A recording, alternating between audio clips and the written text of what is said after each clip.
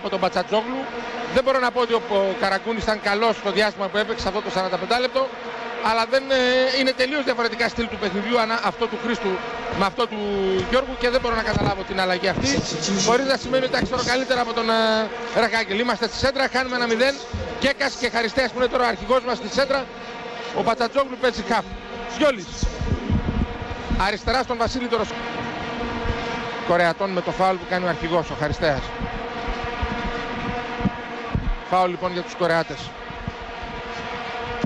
Πηγαίνουμε προς το 5ο λεπτό του δευτέρου ημιχρόνου και οι Κορεάτες προηγούνται 1-0 με γκολ που πέτυχε ο Σούλη, ο Σεντερμπακ, με προβολή μέσα από τη μικρή περιοχή του Αλέξη Τζόρνταν.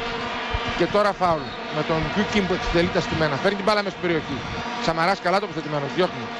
Γκέκας παίρνει την κεφαλιά, αλλά η μπάλα πάει εκεί που είναι ο Γιου Κιμ. Και αυτός γυρίζει πίσω στον Πιολί.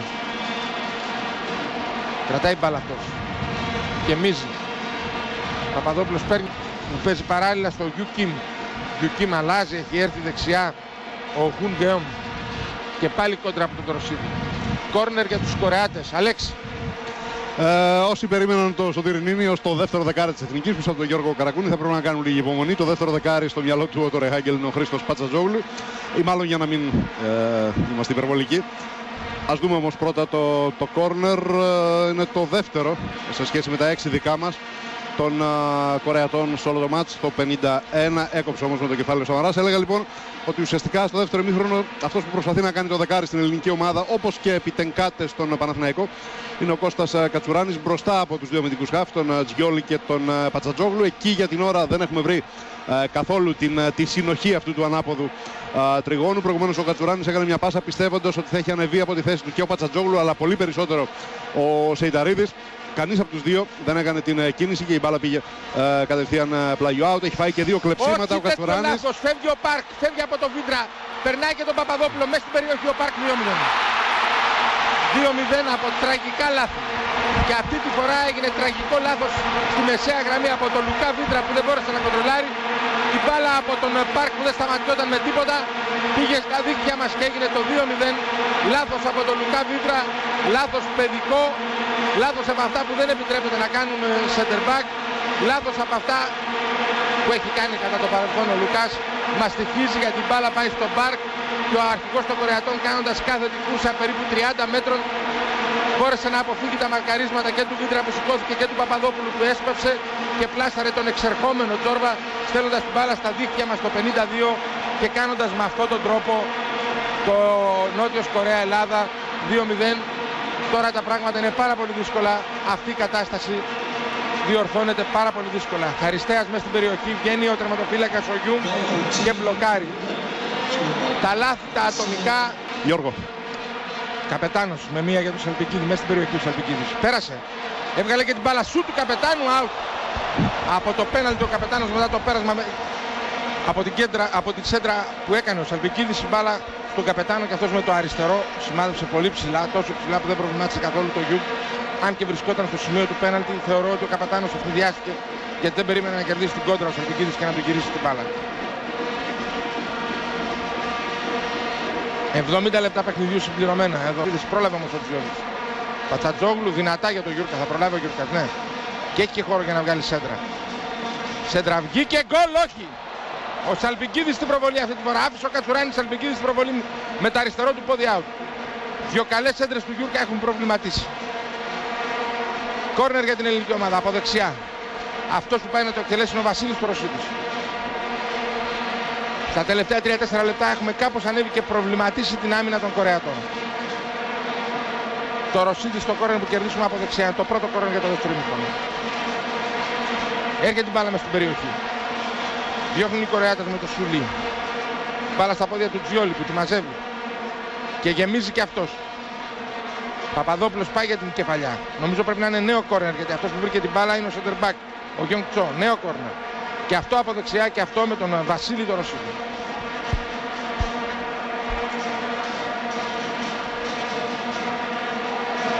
Τωροσίδης από δεξιά. Στο κόρνερ. Τωροσίδης καλοτραβηγμένο. Πέρασε μπάλα, δεν την βρήκε κανείς. Θα την προλάβει ο Βίντρα. Θα την προλάβει. Θα έπρεπε να περιμένει να κλειστούμε για να μην βγούμε offside. Πέρασε η μπάλα. Έλα μήπως ο Γιούρκας, ο Τωροσίδης, ναι όχι. Νέο κόρνερ. Νέο κόρνερ. Είχα την εντύπωση ότι ο Τωροσίδης θα πάει πιο γρήγορα στην μπάλα για να σουτάρει με τη μία. Δεν το έκανε, κέρδισε κόρνερ. Τρίτο κόρνερ. Τωροσίδης. Πιέζουμε. Κόρνερ από δεξιά με τον Βασίλη Τωροσίδη στο 72ο λεπτό. Ήρθε η μπάλα στην περιοχή. Πέρασε, είναι πολύ δυνατό το χτύπημα του Τωροσίδη. Από την άλλη πλευρά δεν τη βρήκε κανείς. Ήταν πολύ δυνατό το χτύπημα του Τωροσίδη. Κακό χτύπημα. Με την μπάλα κερδίζει ο Κατσουράνης, πιεζόμενος και βγάζει πετυχημένα για τον Γιούρκα Σεϊταρίδη. Σεϊταρίδης, νέα σέντρα, μήπως και προλάβει ο Γκέκας μέσα στην περιοχή. Γκέκας στο σουτ, εκπληκτική απόκρουση από τον Γιούρκα τον τερματοφύλακα. Ο Γκέκας έκανε την στροφή γύρω από τον άξονά του και με το αριστερό πυροβόλησε.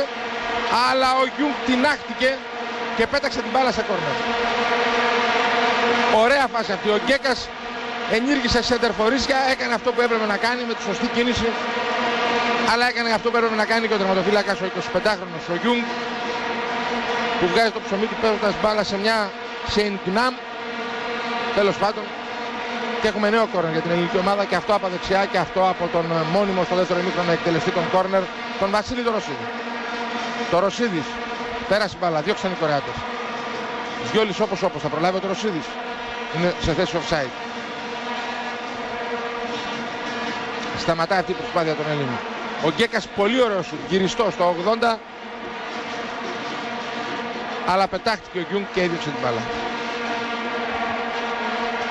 Και από τη στιγμή δεν υπάρχει ο Γιώργος Σαμαράς, ο Γιώργος Καρακούνης και ο Νίνης που το κάνει αυτόν τον ρόλο να πάρει την μπάλα, να κάνει μια σωστή πάσα, μια προσωπική ενέργεια. Η μπάλα πάει από την άμυνα κατευθείαν στην επίθεση στον αέρα. Γιούγκ. Σηκώνεται ο Αβραάμ Παπαδόπουλος, χάνει την κεφαλιά αυτή τη φορά. Ο Κίτρα κερδίζει. Η μπάλα όμως φτάνει στα πόδια του Πάρκου από πολύ μακριά. Αναγκάζει τον Τζόρβα να πέσει στη γωνία του δεξιά και να διώξει σε κόρνερ. Σε αυτό το πολύ δυνατό σουτ που έκανε ο Ζούγκιν Πάρκ, ο άσος της Μόνακο, 24 μετά. Κόρνερ λοιπόν για τους Κορεάτες. Που δεν βιάζουν να το εκτελέσουν. Τώρα πάει ο Χιν Χουνγκεόμ,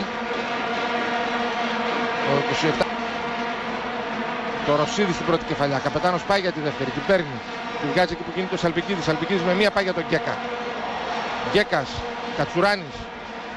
Κατσουράνης γεμίζει. Γκέκας. Δεν μπορεί να πιάσει την κεφαλιά ο Γκέκας. Δεν βγαίνει και γρήγορα ο Καπετάνος. Μπάλα στα χέρια του Γιούγκ. 80 μπάλα από τον Ναμ Κιμ. Μπροστά. Αν θα προλάβει ο Βίτρας. Όχι. Ο Βίτρα δεν προλαβαίνει. Μέσα στην περιοχή οι Κορεάτες. Κόντρα. Συνεχίζεται η φάση. Νέο σουτ. Διώχνει ο Τζόρβας πετυχημένα στο πλασέ του Γκέκας από την προβολή που έκανε ο Πάρκ. Σγιόλης, Σεϊταρίδης. Νέα σέντρα από τον Γιούρκα. Σαλπικίδης όχι, ούτε αυτή τη φορά. Σπρώχνεται εκεί από τον Ντούριτσα, πέφτει κάτω, δεν υπάρχει τίποτα λέει ο διαιτητής. Περνάει η μπάλα μπροστά τους, out.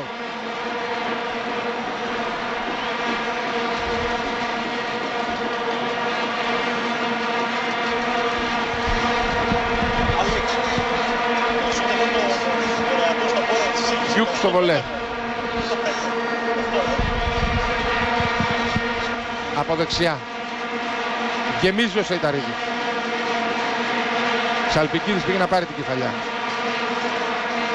Κόντρα του Τζιόλι, κερδίζουν με τον Λί οι Κορεάτες. Και πάλι ο Τζιόλις που μαζεύει την μπάλα. Κάνει λάθος, την παίρνουν οι Κορεάτες με τον Ναμ Κιμ. Και βγαίνουν στην αντεπίθεση. Παλιά στον Ιλκι. Ναμ Κιμ. Σφυρίζει ο διαιτητής. Τελειώνει το παιχνίδι εδώ. Χάσαμε 2-0 στο Πόρτ Ελίζαμπεθ από τους Νότιο-Κορεάτες. Χάσαμε από ατομικά λάθη, και αυτό είναι που προβληματίζει περισσότερο και αυτό είναι που πονάει περισσότερο, γιατί η εθνική ομάδα έκανε πάνω κάτω μια εμφάνιση σαν και αυτή που αναμενόταν. Δεν κατόρθωσε να κάνει τίποτα στα στημένα, διότι όσες φάσεις παρουσιάστηκαν δεν κατόρθωσε να τις εκμεταλλευτεί. Πρέπει να σας πούμε ότι από στημένο δεν κατόρθωσε καν να γίνει απειλητική